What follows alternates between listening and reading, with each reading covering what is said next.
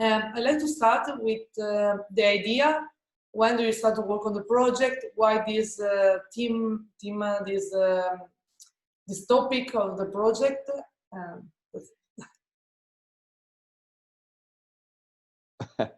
Well, I'll tell you just about the origins of Agence a bit. You know, it's a project that developed when Pietro came to speak to me at the National Film Board of Canada studio where I work, which is in Toronto. Pietro and I had worked on a previous interactive project before. We've both been working in both film or linear storytelling as well as interactive storytelling for over a decade. And so Pietro was very interested in exploring the role that artificial intelligence might have in telling stories. And we both were interested in a story that evolved in real time, that combined both the authorial point of view, like a film does, so the sort of the director's vision, but also combined the idea of the audience being involved or interacting in the film in some way, but then also adding that third element of artificial intelligence. So we started working on the project about 2 years ago. We developed it at the NFB, and then when we moved into production, it became a co-production between our studio at the National Film Board and Pietro's new company, Transitional Forms. Okay. Do you want to add something, or? No, I think that pretty much sums up the origin story. I think that my motivation for the story itself was to tell a narrative that put the responsibility for artificial intelligence in the hands of a user. So I really believe that as we develop artificial intelligence in reality right now, we're moving so fast, and we're not pausing to question the ethical implications and the how it's about to change the world. You know, bringing artificial life into existence without carefully thinking about that is a message that I wanted to kind of portray in a interactive film medium. Okay, and about the difficulties, which one was the most important in the animation? Which one was in doing the VR project? You mean what was sort of the most challenging aspect of production? Yeah. Yes. I mean, I think working with artificial intelligence is challenging at the best of times. I think combining artificial intelligent characters in a film was probably the most challenging. I mean, it's we're using a particular type of artificial intelligence called reinforcement learning, and you know, that what that means is that these creatures you meet on the planet in this story think for themselves, and they're trained by outside of the film, they're trained by engineers, computer science engineers, using a system of rewards and disincentives. So sometimes we talk about it in a way that it's similar to how you train a little puppy, a little dog. You give it a goal, and then you give it rewards or disincentives. And then we take those creatures and we put them back in the film. And so their behavior is sometimes surprising. And I would say that we wanted to tell a simple but a linear story. And it's challenging sometimes to work with these creatures that have minds of their own inside a film. So I would say that's maybe the most challenging Pietro might have might have different challenges. But No, I agree. I think yeah. that as a director, it's hard to work with actors that just do whatever they want. So, but I mean, that's the exciting, the most challenging part has been the most exciting part as well. Along the same lines, the whole film is in a simulation. So all of the animation, all of the physics, the interactions between the agents and the items that you add to the planet, that's all happening in a simulation. So the challenge there is that all these different systems are in play, and it's been very hard to kind of embrace the chaos that can come from that. And in that sense, it's also the exciting part about this type of filmmaking.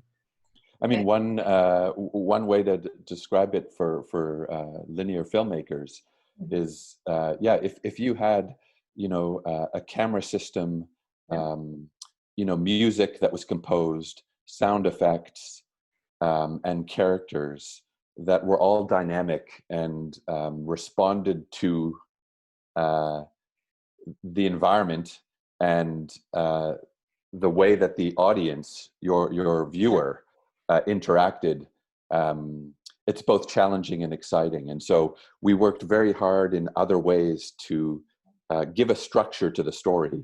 So we wanted to tell a story that had a beginning, middle, and an end, and so we worked hard in other ways to structure that story. And it's a simple but a beautiful story that really has, it's kind of, the filmmakers might realize the kind of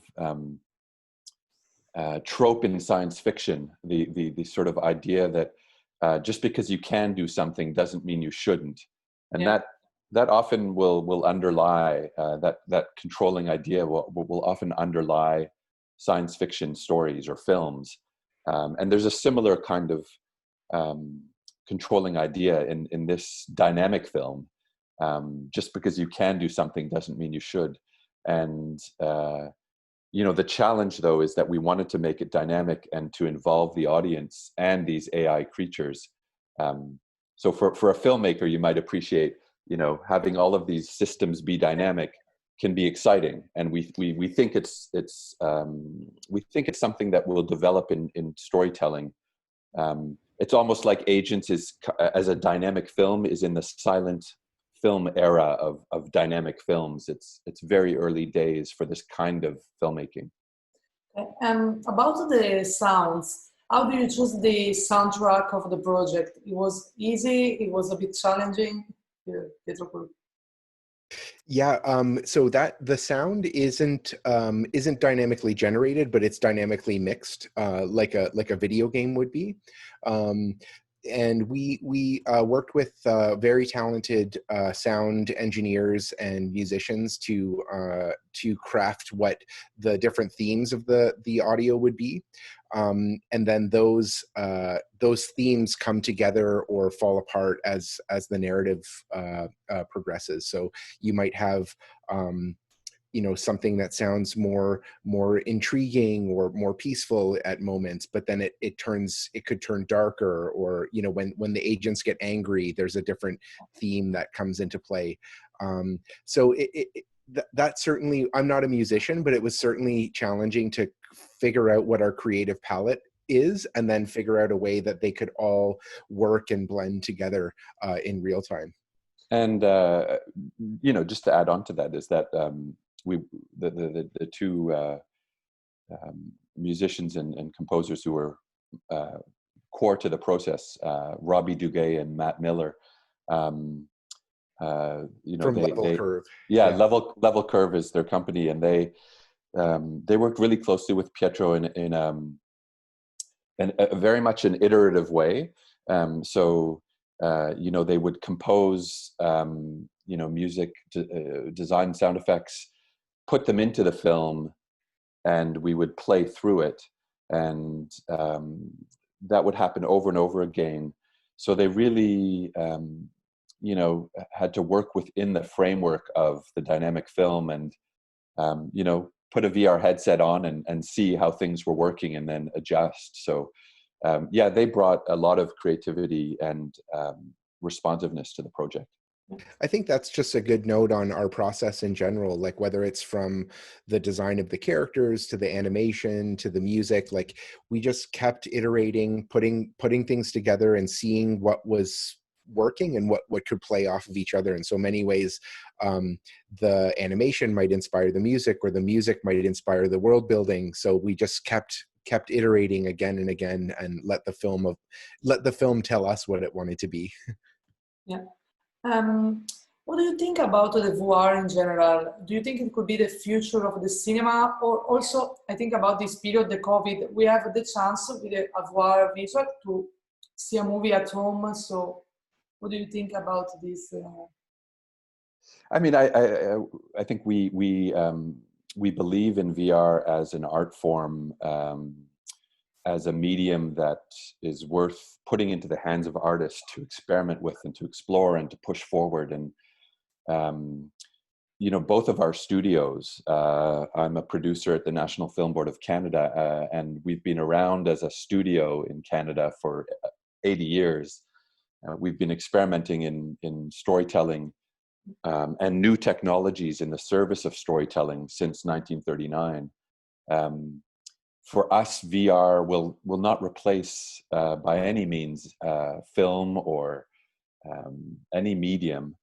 Just like ones that came before it, it will just add its own unique affordances, its unique abilities as a medium to the sort of palette of storytelling that artists can choose from when they decide which medium to work in. And I'd say for Pietro and transitional forms, I think they you know, similarly believe that VR is in its infancy, but is a very interesting artistic medium that will grow. You know, as an industry, it's in its early days. You know, and that's one of the reasons we're really proud to be having our world premiere at Venice. I mean, it's, you know, the world's oldest film festival. It's, if my memory is correct, its first year was in 1932, which was, you know, it was at the tail end of the silent film era,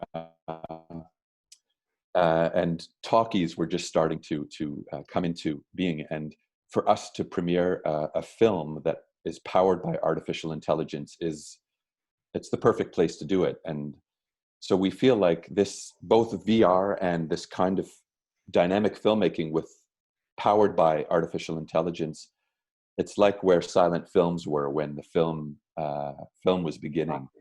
So we do feel like it will grow, but it's not going to replace film. It's an exciting place to be. Okay. What about you? What do you think? Yeah, I agree with everything David said, and that it's an exciting new medium, and that it will grow into its own format and medium itself.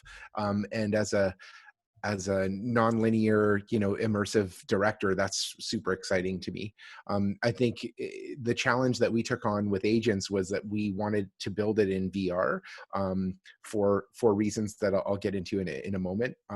Well, for all of the reasons that David mentioned, but that we have also figured out a way to create a 2D experience for phones and PC, and that's an exciting design challenge in and of itself, to use to use dynamic camera systems that both work in an immersive way and also in a framed two-dimensional way.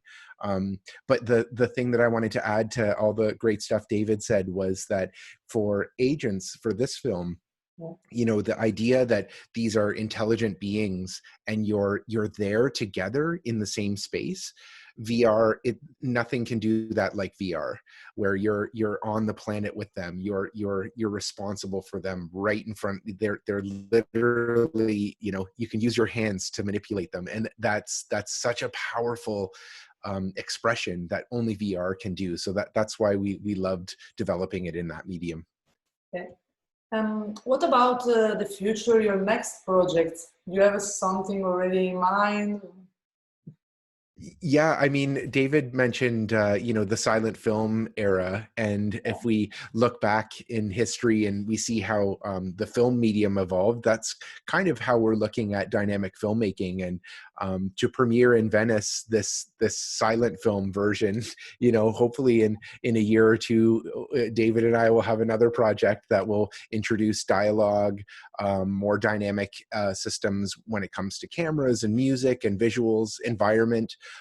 So there's all kinds of things that we can add onto this concept of dynamic filmmaking that is kind of proven out and teased in Agents. So I'm just looking forward to more dynamic systems to generate more types of content.